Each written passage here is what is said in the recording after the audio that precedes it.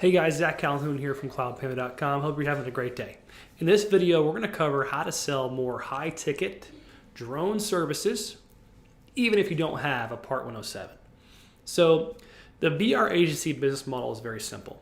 You, as the agency owner, need to find problems you can solve, and whether it's high-ticket or low-ticket services to help clients achieve their goals. In this example, we're going to be utilizing a drone, leveraging the sky, baby, to show off a 360 virtual tour or just drone photos in general for your clients. So this is a well-known service. There's all types of drone services that exist, whether it's LiDAR scanning or whether it's just construction documentation.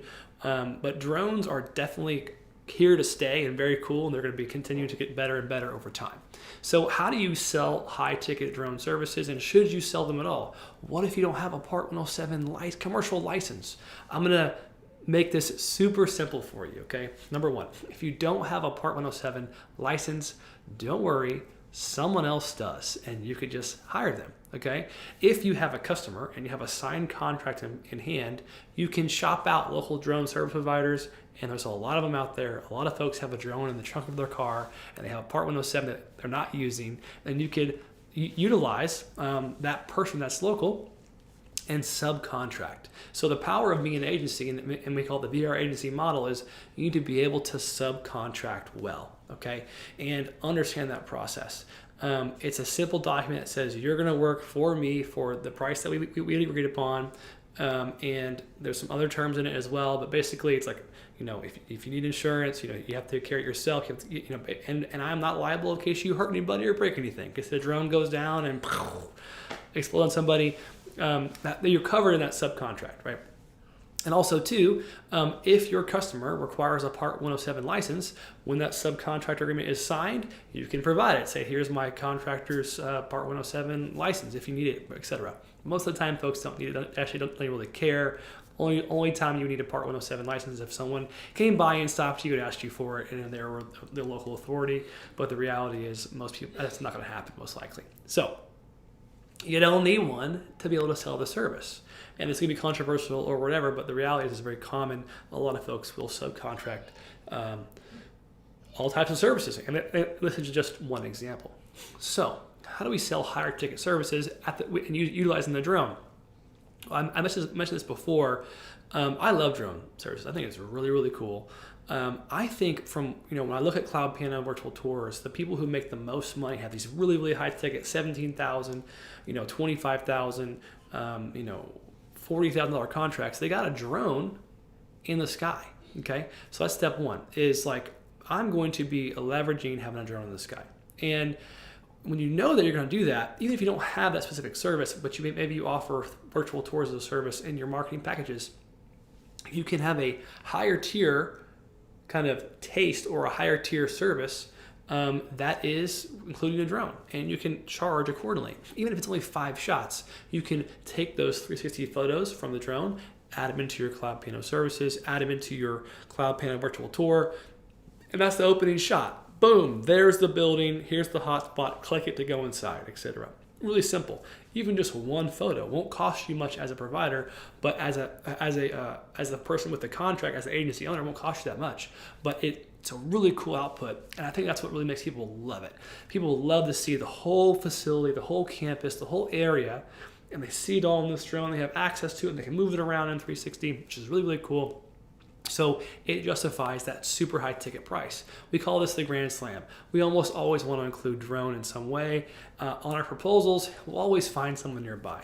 If we didn't find someone nearby, we'll fly someone in or travel them in because we have a high enough ticket price on that virtual tour service that it will afford that type of travel expense. Okay, so if you're thinking like, well, how do I offer a drone, etc., don't worry about it. You can find somebody to do it. Number 2 is you want to put it on the proposal and then figure it out later. Once it's signed, figure it out later. A lot of entrepreneurship and agency ownership is we get the contract signed, we get paid, we're half down, etc. We figure it out later.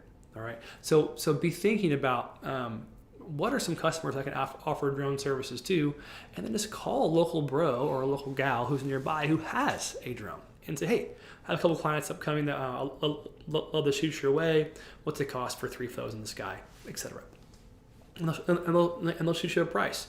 You don't have to just add 30% to it. You can add a lot more if you want to, based on the entire marketing package. Listen, as a VR agency owner, you need to be able to sell marketing packages to lots of locations. This is where you win the game, okay? How many locations you got, and let's talk about it together. Let's negotiate all these locations. And then, of course, whenever we quote big prices, we always say this is not in your budget and you just cannot do this. We can adjust the scope to meet your needs. This is a big winning statement that helps us all the time whenever we deliver a price, because we do want to be able to meet their budget. We want to be able to maximize their budget. And if we do that and do a really good job, we should get a higher price for it. We should get paid more. It's simple, right? But if our pricing is way out of their budget, well, we need to be able to adjust the scope and then justify it. So itemizing on the scope is super helpful and important.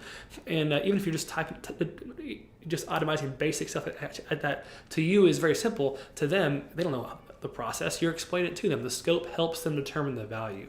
It should be in one page. It should be itemized, and you should be able to scratch things off it to offer a discount to meet their needs.